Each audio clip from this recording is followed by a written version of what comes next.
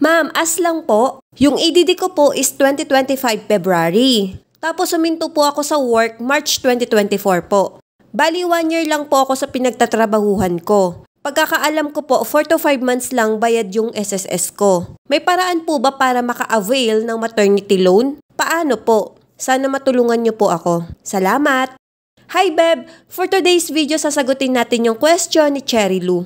Beb, kung ang EDD mo ay February 2025 at para malaman kung ikaw ay qualified sa maternity benefits, i-exclude natin ang semester of contingency mo na mula October 2024 to March 2025.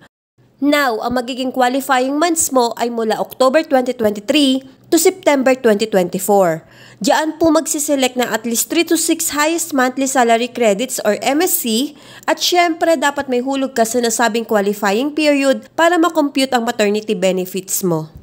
Nabanggit mo na huminto ka sa work last March 2024 at ang pagkakaalam mo ay 4 to 5 months lang ang contribution mo sa SSS. I assume na may hulog ang November hanggang March 2024.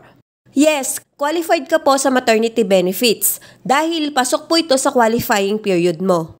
Beb, kung ang contribution mo noon ay hindi abot ng 2,800 per month, ay suggest na bayaran mo na din ang second quarter.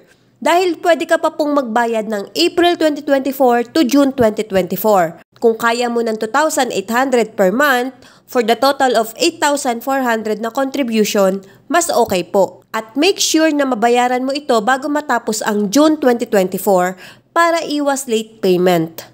Then, pwede ka nang mag-monthly hanggang September 2024.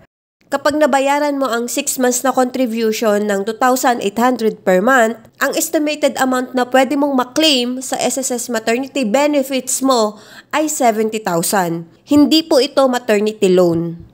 Para makasiguro, pwede nyong i-check sa my.sss account nyo kung eligible ka sa maternity benefits at para makita mo ang estimated maternity benefits mo. Sana ay nasagot ko ang iyong katanungan.